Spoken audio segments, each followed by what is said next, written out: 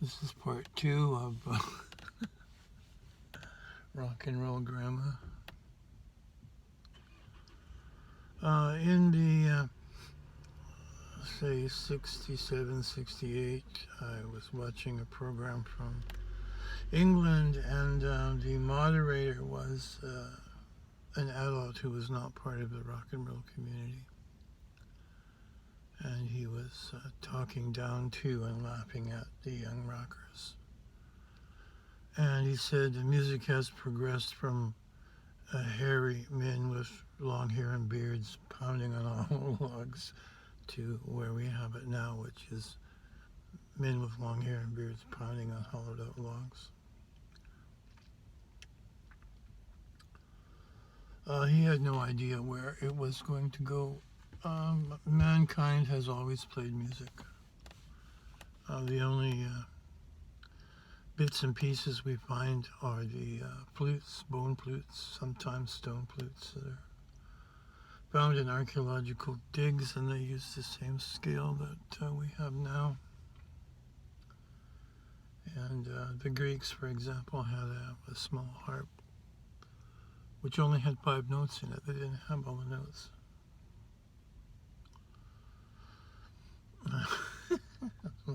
So the music was nice.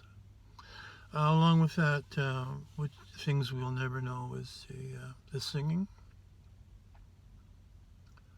Like African travel singing, which was heard in the Lion King movie. Very moving and beautiful. And if you imagine back to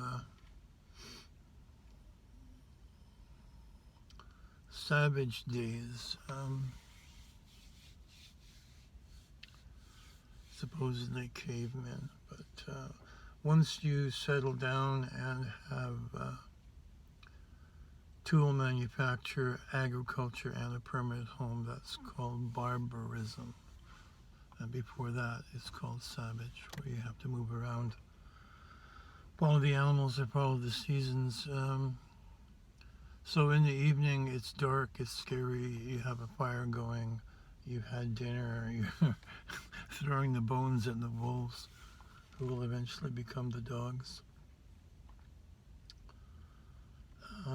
And singing the good old songs, which we will never know.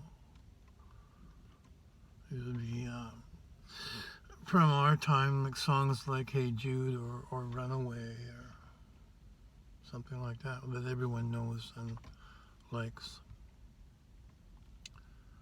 And this would be the zeitgeist at that time, that tribe, that area, that group of songs.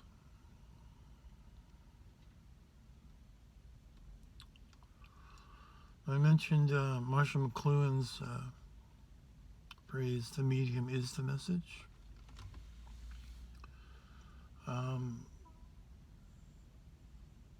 There was a change when Edison invented the phonograph, the sound recorder. And it was possible to record music. Before that, you had to go to where the music was.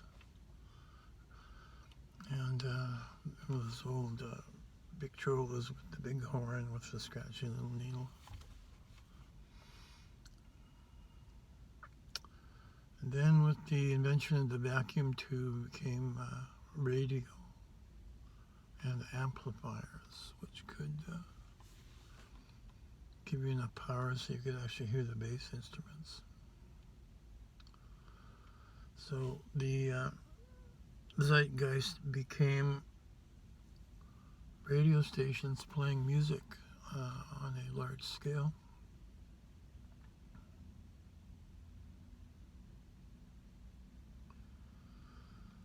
So individuals could become famous and promote themselves by being on the radio and having records, and appended to this is the music business, which is, hey, we can make money selling this stuff.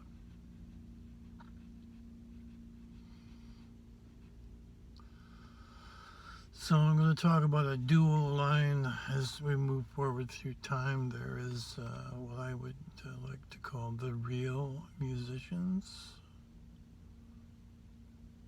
like Eddie Cochran or Jerry Lee Lewis, Roy Orbison, and the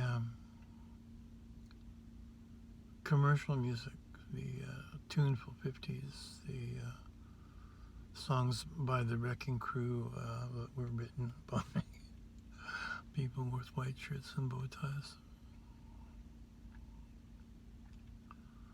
Rock and roll is supposed to be real. It's not supposed to be, I'm doing this so people will like me and make money. And for example, the Delta Blues people moved north to Chicago because they could get work playing this music in the clubs there. And it became one of the subgenres of rhythm and blues.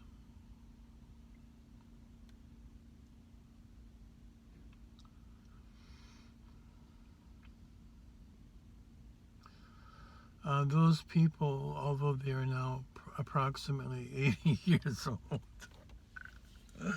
are still working today. People like B.B. King, Muddy Waters, Buddy Guy, who's the inheritor of all of that stuff. He was the youngest one at the time and saw everybody, and now that they've passed away, he holds the legacy because he actually saw it. And I believe that if you want to be great, you have to at least have seen it one time in your life. For example, if you've gone to a Barbra Streisand concert and seen that, you go, oh, that's what it is. A lot of these people are telepathic, and they're able to expand their telepathy to fill an arena. No one talks about that, but that's star quality.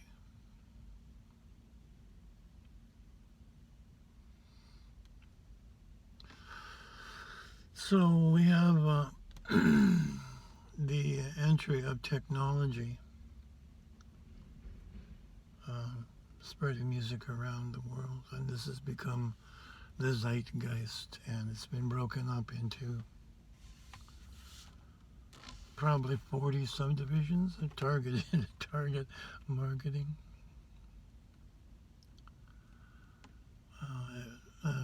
The 40 levels are everywhere from death up to the serenity of beingness. And what kind of music do you like is sometimes a make or break, deal breaker for couples. So I'm wearing my goth cross, which goth is a subgenre. We have a goth girl and a guy who likes hardcore country and western. That'll probably prevent them from having a relationship. It tells you what's inside.